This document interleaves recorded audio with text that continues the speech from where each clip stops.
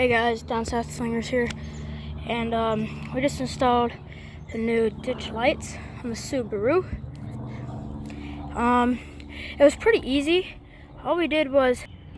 So the first thing I did is I installed the drill-less brackets, which pretty much all you do is you open up the hood and you just screw in a little. It comes with an Allen wrench that you turn and obviously tighten it on there, make sure it's flush on it and everything. It's pretty nice because I don't have to drill a hole through the hood. And I could have gotten a bracket that goes up here and it mounts to that like most vehicles have, but it costed more than the lights, so I didn't really want to do that. Then from there, it was actually a pretty simple process. It just took a while because it was about 8 degrees when I did that. And it was Christmas Day, so I had to go in with my family most of the time, so I just came out like 5 minutes at a time and just worked on it slightly. But yeah, overall it probably only took like maybe 15 minutes, maybe 30 minutes at most. It depends on your, your technical gift. So once you got both brackets mounted, make sure they're pretty much in the same place on both sides. Then you're gonna want to tighten up all those little things, make sure it don't move. Well, tighten it so that way like it'll actually support something. Don't tighten it all the way so you won't be able to adjust it. Then you just screw that in right there, and then put the bolt through, ratchet them together, and there you go. You can tighten it so that way you can adjust it and all that stuff. The hardest part, so the mounting process only took 25 minutes, something like that. But the wiring was a little different. My engine bay is muddy because we actually use this thing for the build that we have. It's not a pavement princess. So what you want to do, what's weird with this kit is that the connectors are too small to fit over the actual terminal, so I just put it on the on parts that it would fit on, and then you just run it. I put where the hell's the fuse? There's the fuse. The fuse is right there, and then and then just put the relay in the hole that was already here. I mean, it's loose, but it's not going anywhere, you know what I'm saying? And basically just ran the wires, just looped them, because it gives you like probably 10-20 feet of wire. So I guess if people want to run it to the back, like I know some people put lights on the back, which I might want to do eventually too, just so you know. Oh crap. Anyway, then run it across. The thing is, you will not be short of wire. If anything, you'll have too much wire. And I didn't really want to cut any wires and splice them back together or anything, because I plan on my next vehicle, which could be bigger than this. I plan on getting a truck after this.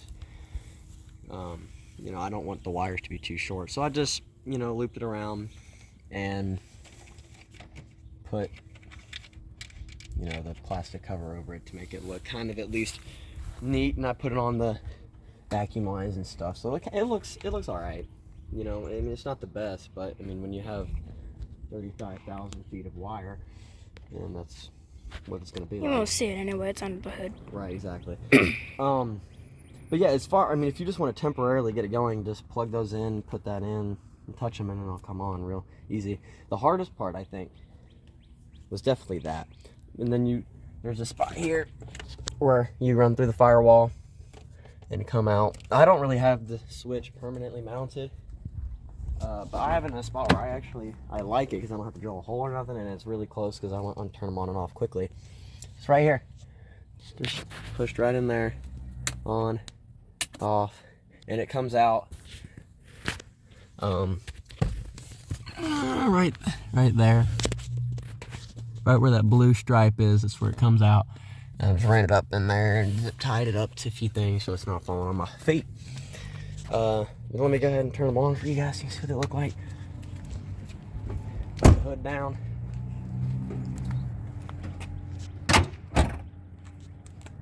Pretty bright. Pretty good looking. Pretty bright. Yeah, make sure you, these are basically like high beams, like you do the same thing for high beams. When you're driving past people, because number one, they'll blind illegal you. because it will blind people. Yeah, it's illegal because you'll blind people. Yeah. It So hurts. pretty much just during the day, during the night on back roads is the only time you want to use them. And also, aim them because you see they're not actually pointed straight. They're kind of pointed up to the side because the ditch lights are supposed to be shining in the ditch. I kind of have them aimed in this area over here. I mean, it's still in front because I don't want them straight to the side because, you know, I don't need them straight to the side. I need them the way I have them.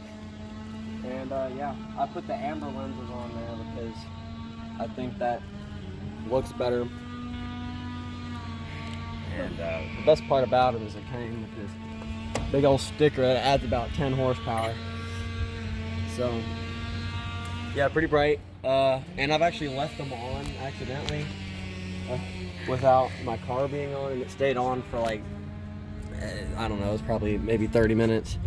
And I had no problem with battery or anything, so they don't, that's the good thing about LEDs, they don't draw much power.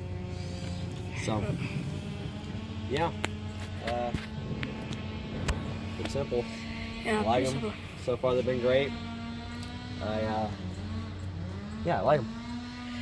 Yeah, they're good looking too. It helps, and you could see a long way with these in the dark. Well, if you aim them up, then you can see a long way. I have them aimed more down to see more into the ditch. Oh yeah. I have high beams if I want to see up, and at some point I plan on maybe getting a light bar or something, or maybe some lights down here that can shine more out as opposed to, or like up as opposed to out. You know what I'm saying? So, yeah. So here it is with everything on. I got matching fog lights. Can't really see during the day very well from this angle. They're actually not super bright, which, you know, I didn't really want them to be super bright and blinding people because fog lights are kind of aimed in a bad place for driving by people. But they're slightly brighter than the OEM, and the main thing is that they're the same color and they're LEDs, so they don't draw much power. Which means the only light in this entire car is not LED, are the turn signals and the brake lights. Everything else is LED. There's the fogs right here. And there was really only one option to match this color because I wanted to match it perfectly. It was 3500 K, I think was the color, and not like what I think 3000 or something, 4000. It's slightly different. So Yeah. yeah. So that's been all the mods on this car since the last video. But so yeah.